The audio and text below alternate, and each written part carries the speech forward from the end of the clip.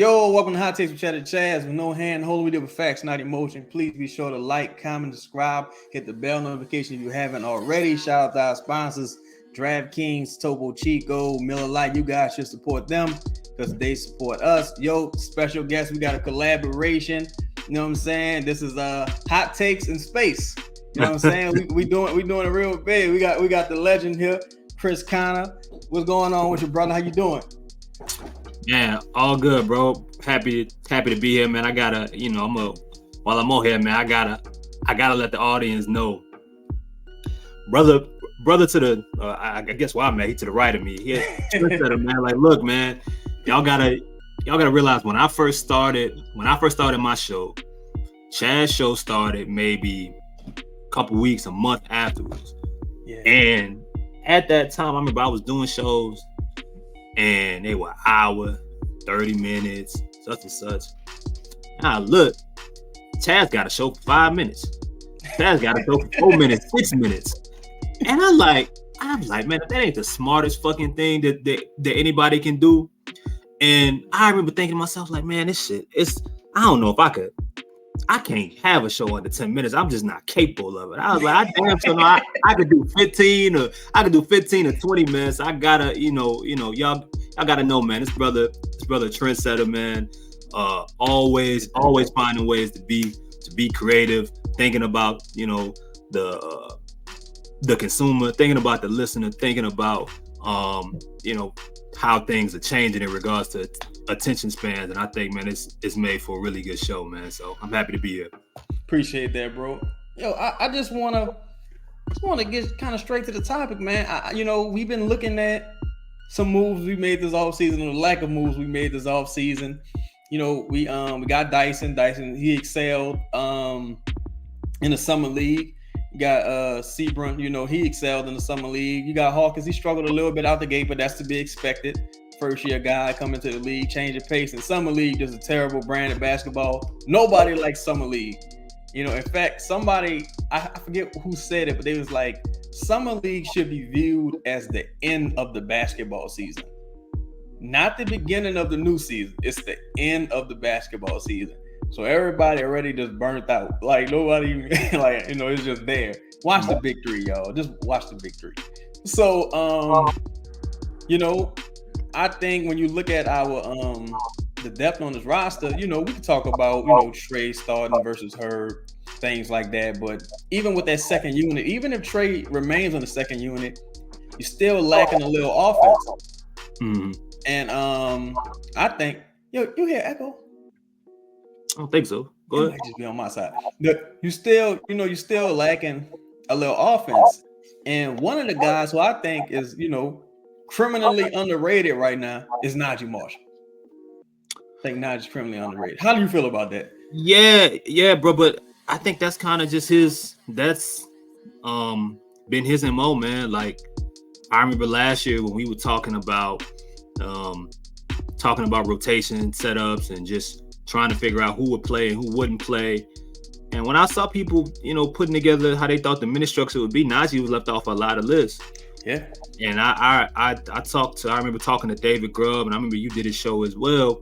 And we just talking about like how like he's the guy that's gonna find a way. What we didn't account for was the way that it would happen. I thought for him to be an important part of that rotation and somebody that the Pelicans leaned on, he would have to be a better shooter.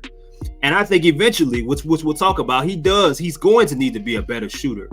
But what he was able to show you at that size as a passer, as a an all-around dude is able to create.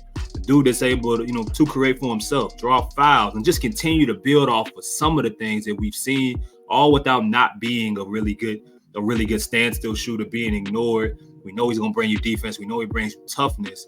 I think it was crucial for this team. And like you said, it's going to be crucial for them in the upcoming season as well. What I really like about Naji, and Trey has the skill set as well, it's like they are big shot makers. Like you might see a guy like Naji go out there and he might be 1 for 5. And it'll be the fourth quarter. They throw it to Naji in the corner. Naji knock it down. Look, the ball go all the way around the rim, come out, bounce off the backboard, go in. You're like, oh, Naji with the big shot. I want to take a look at some of this brother's stats from this past season. When he had that first year, he came in on Stan Van Gundy. We thought he was Josh Hart's replacement. But this past season, and honestly, I don't think these numbers tell enough of the story. Averaged 9 points, little bit under 1 steal a game, 2.5 assists, 3.5 total rebounds, and that's what him totally. Naji didn't sign up to be the starter. You know what I'm saying? He wasn't here to do that. But you saw games like in Brooklyn where I had a parlay on that game. So I made a little money. Shout out to Naji. Shout out to Naji, brother Craig. I made a little money on that game. Naji came out and had like 3-4 threes in a row, something crazy. And you just saw those games where he was able to rise to the occasion.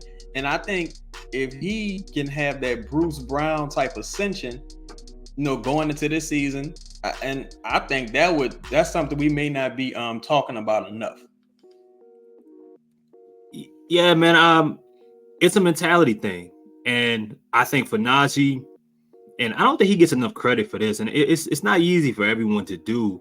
It's almost like if anybody plays Call of Duty, like you got like different loadouts before you enter a game. And Naji got the loadout of the dude when people are healthy and he got to find another way to contribute, whether it's just making the right pass, whether it be in transition, finding other ways to eat. And then he got the dude that he showed a lot last year that was just in attack mode when other guys was out. He knew he had to score. You brought up the stats and you're right about it not showing those final numbers not really being a representation of the year he had, because you look at like January, I got the splits at December and January when he was playing over 27 minutes. I mean, you talk about 11-4 and almost 3 assists a game. Like January, you had 13-4 and 3. So that shows a guy that he understood what the team was missing. He understood his role, and it was like, yo, anybody else gonna eat? Okay, nah, fine, I got it. And that's right. We've been talking for years, man, about the team just having too many nice guys. Naji's a dude that, I think he lives by it's better to ask for forgiveness than permission. Right. And for better or for worse, this team, the Pelicans, need more guys like that. They need more dudes that aren't afraid of you. I don't think there's many players Naji thinks that are better than him on the basketball floor. And right. Whether or not that's and even if we know that that's not the truth, it's good to have a dude that's thinking like, no, I'm really the best dude out here. Yeah. Because you need more dogs like that, and this team needs more tough. Like every scuffle, who's in the middle of it? Anytime the teams got into it, Naji was there. You need people like that, especially for a team that goes through, I think, some troubles with leadership. And ain't like Naji 30 years old. We talking about a middle. We talking about 24, 25, a young leader who ain't been in the league that long. That hard work, man, it pays off. It shows. And I'm with you, man. I don't think the Bruce Brown, if he can find a way to just a corner three. If it's corner three, he shot through a 30% last year. If it's corner three, is respectable at 35 or 36 to where somebody got to try to contest. And it's not just super streaky. It's going to change his life. Now, you look at like the style of play of this team and some of the talent on this roster, even the guys who are more like offensive, offense first players like Trey Murphy, CJ, both of those guys stepped it up defensively. I feel like in the second half of this year, especially really big shout out to CJ. I thought his effort was there like every night defensively. And even Zion, and only a couple guys really can get into the teeth of the defense, really have that drive and that handle, penetrate the defense, draw contact, get to the free throw line, knock the free throws down. And Naji is one of them. When you look at that second unit, Dyson is still trying to, figure out, how to get to the rim, how to finish, when to pass, when to, attempt the shot.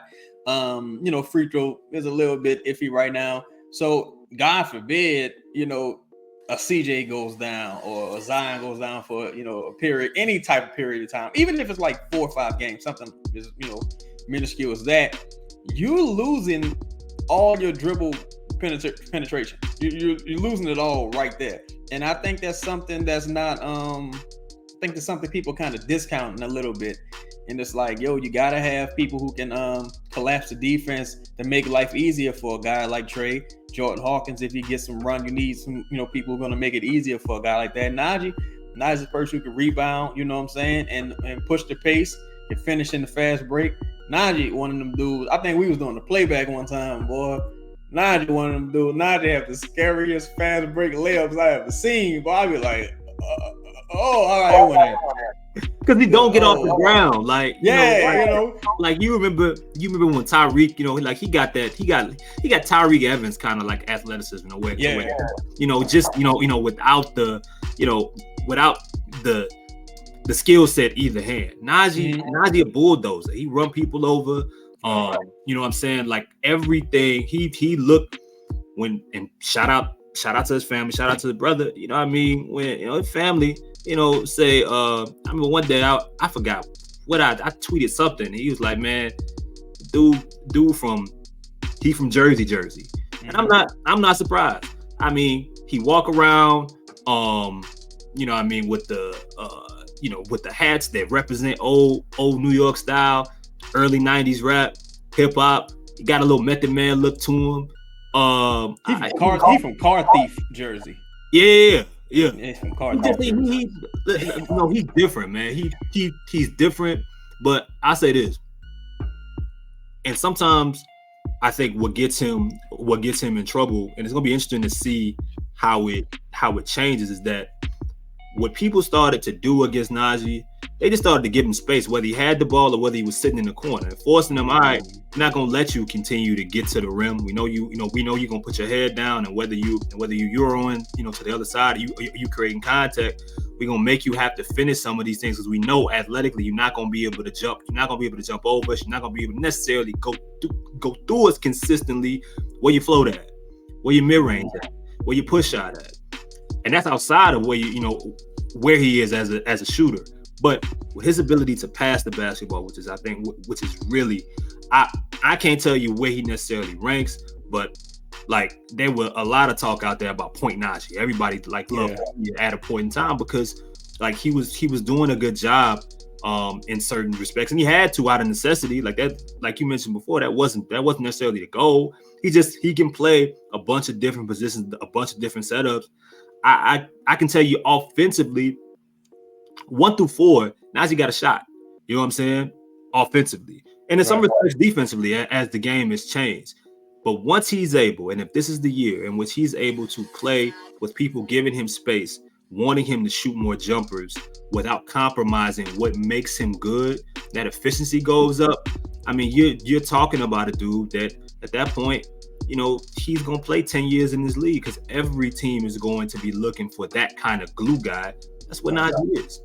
I look at a couple of factors as well, as far as like you say, Naji's guy who could pretty much fill up the stat sheet. I think he had some of the more impressive alleys thrown this year. This is not a team known for throwing alleys. So Naji, one of the better, passes on this roster for what it's worth.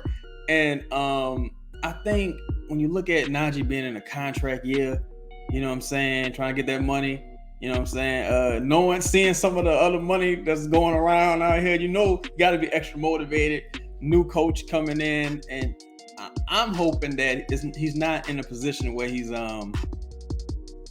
afraid to be himself. I hope he plays within, the confines of the offense, but you really want to see him be like, man, fuck it, I'm about to go get this money.